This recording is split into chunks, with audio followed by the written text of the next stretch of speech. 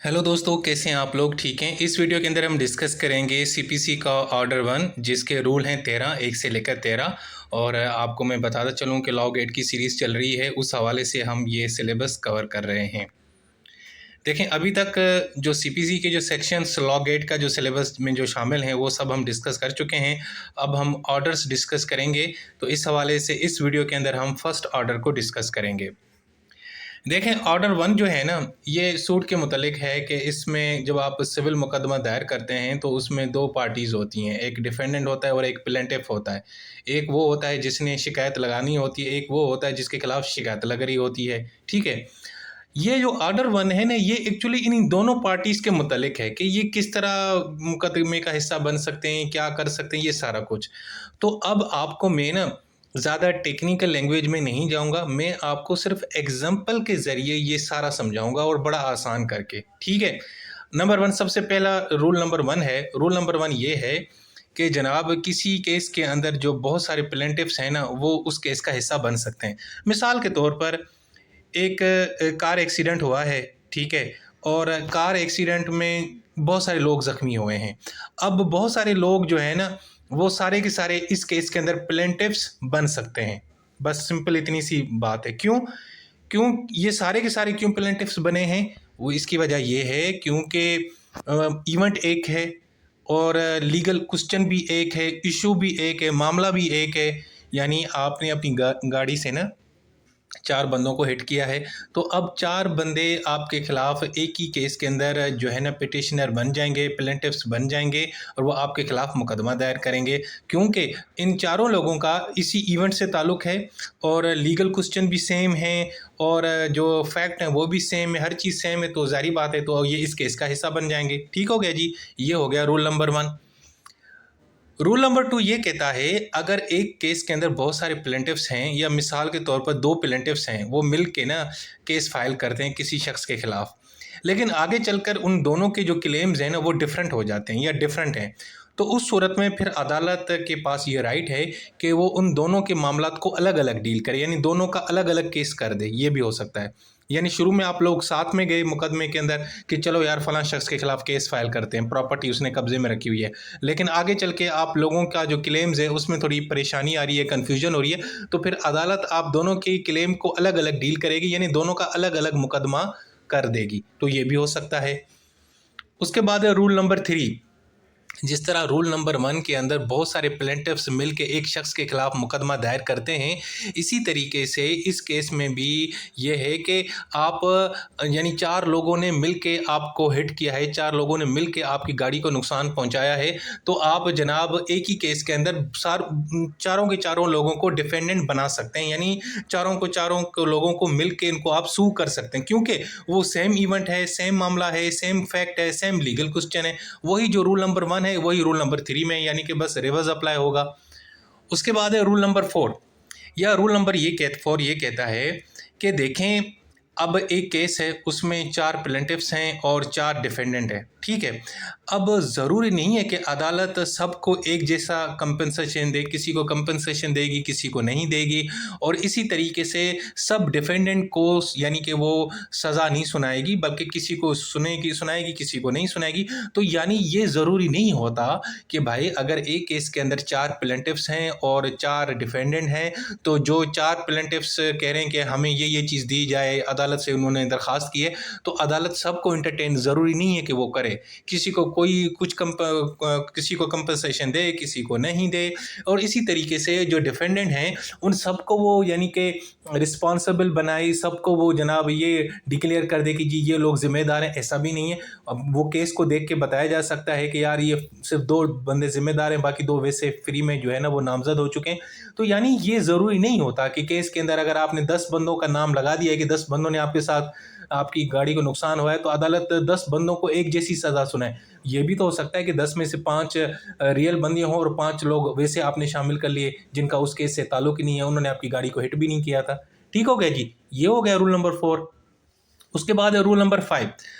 Rule number 5 ये कहता है कि अगर एक शख्स है, आप उसको इसीलिए उसको आपने सू किया है कि आपको उससे दो चीज़ चाहिए। एक तो आप इसलिए चाह रहे हैं कि यार वो आपको डैमेजेस पे करे, कंपनसेशन दे, और दूसरा आप चाहते हैं कि अदालत उसको एक ऐसा हुक्म दामनामी दे, हुक्म करे कि उसमें कहे कि यार चलो फलां ये काम करो। यानी अब आप ना, मिसाल के तौर पर आप में से कोई शख्स मेरे खिलाफ अदालत गया है और आप ना अदालत से दो चीज़ें मांग रहे हो कि सर एक तो सर अयाज साहब को जो है ना कहें कि हमें 50,000 रुपये दे, और दूसरा सर अयाज साहब को ये हुक्म दें कि जनाब वो जो है ना हमारे लिए फ़लाँ फ़लाँ काम करे। अब ज़रूरी नहीं है कि अदालत जो है ना दोनों क्लेम्स जो है ना आपकी बात माने, उसमें वो आपको किसी एक एक क्लेम देगी तो दूसरे नहीं देगी। तो यानी ज़रूरी नहीं है जो आप जितनी ख्वाहिशें आप कर रहे हैं अदालत वैसे की वैसी अगले बंदे को सज़ा सुना दे, अदालत वैसे का वैसा कह दे, ऐसा नहीं होगा। अदालत केस को सुनेगी, सो जो क्लेम जायज़ होगा वो आपको दिला देगी, जो नहीं होगा वो नहीं दिलाएगी। उसके बाद है रूल नंबर 6। यार ये बड़ा आसान है। देखें बहुत सारे लोगों के साथ ना आप एक लोन एग्रीमेंट करते हैं या कॉन्ट्रैक्ट करते हैं। अब जो प्लेंटिफ है ना उसके पास ये इख्तियार है कि वो जनाब सब लोगों को मिल के टुगेदर उनको एक ही केस के अंदर सू कर सकता है। ठीक है, मतलब मैंने ना कोई 10 बंदों के साथ एक कॉन्ट्रैक्ट साइन किया और 10 बंदों ने कहा, एक ने कहा जी हम आपको घर बना के दें, दूसरे बंदे ने कहा कि जी मैं इसी घर को रंग करके दूंगा, तीसरे बंदे ने मुझे कहा कि जी मैं इस घर के अंदर इलेक्ट्रिशियन का काम करूंगा। मतलब एक ही एग्रीमेंट है, लोग 5-6 हैं। अब किसी का थोड़ा काम है, किसी का ज़्यादा काम है, तो अगर वो लोग, अगर मैंने मुकदमा उनके खिलाफ करना होगा तो मैंने उन सबको जो है ना मिल के जो है ना एक ही केस में उनको सू करूँगा। यानी सबको मिला के मैं ना उनके खिलाफ मुकदमा दायर कर दूँगा। चाहे फिर वो जनाब उसमें कोई ज़्यादा रिस्पॉन्सिबल हो, कोई कम रिस्पॉन्सिबल हो, ये मैटर नहीं करता। अच्छा जी, उसके बाद है रूल नंबर 7। यार ये कहता है मिसाल के तौर पर आपकी प्रॉपर्टी डैमेज हो चुकी है, और लेकिन अब आपको पता नहीं है कि आपकी प्रॉपर्टी को किसने नुकसान पहुंचाया है, बिल्डर ने या कॉन्ट्रैक्टर ने। तो आप दोनों को सू करें, यानी आपको मतलब आपकी गाड़ी को किसने नुकसान पहुंचाया, अब आपको शक है दो बंदों पे, आप दोनों को सू करें। उसके बाद अदालत की ये जिम्मेदारी है, वो यानी कि डिसाइड करेगी कि कौन जिम्मे रिस्पॉन्सिबल है और कितनी हद तक। यानी आपको शक है कि आपकी जो गाड़ी है ना, आपके या तो इस पड़ोसी ने या इस पड़ोसी ने नुकसान पहुंचाया, आपको दोनों पे शक है, आप दोनों पे मुकदमा करें। लेकिन ये फिर अदालत डिसाइड करेगी एक्चुअल में इन दोनों में से कौन रिस्पॉन्सिबल है और किस हद तक। उसके बाद है रूल नंबर 8। या रूल नंबर 8 ये कहता है कि देखें बहुत सारे लोग हैं, किराएदार हैं, एक ही बिल्डिंग है, उसमें 10-12 फ्लैट हैं और 10-12 फ्लैट के अंदर सारे जो है ना वो सारी की सारी बिल्डिंग एक बंदे की है।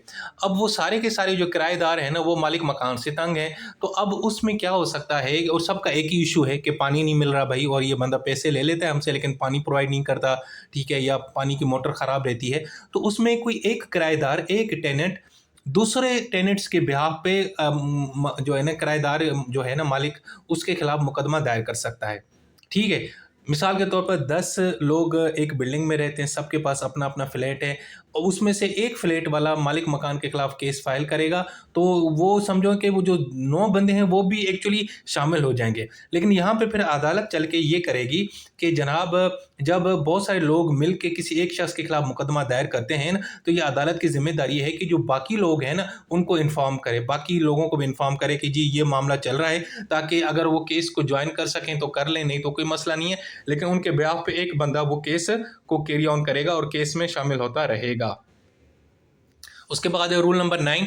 यार ये कहता है कि मिसाल के तौर पर आपने किसी के खिलाफ केस फाइल किया, लेकिन आपको भूल गए कि यार मुझे फ़लाँ शख्स का भी नाम शामिल करना था, क्योंकि वो भी इस मामले के अंदर इन्वॉल्व है, और उसको भी मैं डिफेंडेंट बनाना चाहता हूँ। तो उसके बावजूद अगर आपने भूल चुके हो तो कोई बात नहीं, लेकिन केस फिर भी चलेगा, फॉरवर्ड चलेगा, केस फॉरवर्ड चलेगा और डिफेंडेंट को बुलाया जाएगा। ठीक है ना, जो डिफेंडेंट होंगे वो सब आएंगे, लेकिन आपका मर्जी, आप ज़रूरी नहीं है कि सबको, यानी कि आप वो यानी कि आपने भूल गया, आप किसी को इंक्लूड करना चाह रहे थे, कोई मसला नहीं है। और दूसरा जो जितनी भी चीज़ें होंगी उसको सामने रख के अदालत अपना फैसला सुना देगी। मैं इसको दोबारा रिपीट करता हूँ कि देखें, अगर आपने एक केस फाइल किया और आपको 2 बंदों को शामिल करना था, एक बंदे का नाम आप भूल गए, तो उसके बावजूद भी आपका मुकदमा चलता रहेगा जितने भी डिफेंडेंट मौजूद होंगे।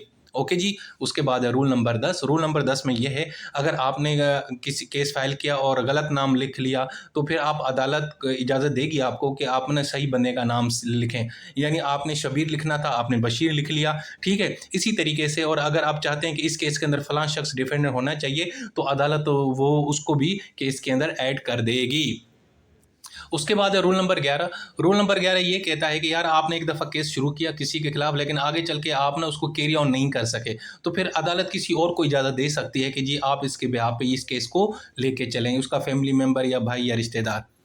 ठीक है जी। उसके बाद है रूल नंबर 12। रूल नंबर 12 ये कहता है अगर बहुत सारे प्लेंटिफ्स एक केस के अंदर इन्वॉल्व हैं, तो 10 बंदे इन्वॉल्व हैं, तो 10 के 10 अदालत ना है, उनकी जगह एक ही बंदा भी आ सकता है, लेकिन शर्त ये है कि बाकी लोग उसको रिटन में परमिशन दें कि सर हम नहीं आएंगे, हमारे बिहाफ पे यही बंदा पेश होता रहेगा। ठीक है, तो इसी तरीके से डिफेंडेंट है, यानी आपने 10 बंदों के खिलाफ मुकदमा दायर किया है, तो 10 के 10 अदालत ना भी आए तो कोई मसला नहीं है, उनकी जगह पे कोई एक बंदा आए, यानी कि जो भी वो भी डिफेंडेंट हो और वो दूसरों की परमिशन लेकर आए कि जी वो दूसरे नहीं आ रहे, मैं उनके बिहाफ पे यहाँ पे प्रेजेंट होता रहूँगा।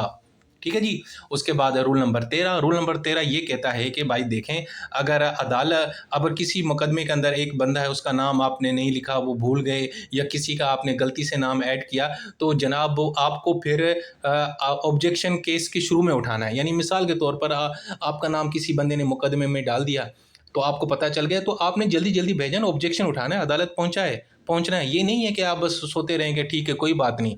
ठीक है, अगर फिर बहुत लेट हो जाए, केस आगे चल जाए, तो फिर आप ना कहना कि जी मेरा शामिल क्यों कर लिया, मैं तो था ही नहीं, ये नहीं था। तो अगर भैया आपका नाम अगर केस के अंदर गलती से आ गया है, तो आप जल्दी जल्दी जाएं और अपना जो है ना वो अदालत को बताएं, समझाएं कि सर जी मेरा नाम पता नहीं इन्होंने गलती से लगाया है, मैं वो बंदा शाकिर नहीं हूँ, मैं तो दूसरा शाकिर हूँ, इन्होंने गलती से लगाया है, सो काइंडली मेरा नाम रिमूव करें। लेकिन अगर आप सो जाते हैं लस्सी पी के, तो फिर आपको अदालत आगे चल के ना ठीक ठाक फिर आपको सुनाएगी, तो फिर आपको आगा आपके पास कोई मौका नहीं मिलेगा और आपको ये जो मौका भी था वो आप गवा बैठेंगे। सो दोस्तों ये थे हमारे 13 के 13 रूल। भाई ये मैंने आपको बहुत ही सिंपल करके एग्जाम्पल के साथ समझा दिए हैं, इसकी रीडिंग खुद कर लेना डिटेल के अंदर, लेकिन ये बस समझाना था। सो आई थिंक आप लोग समझ चुके होंगे। अपना बहुत सारा ख्याल रखें। Take care. अल्लाह हाफिज़।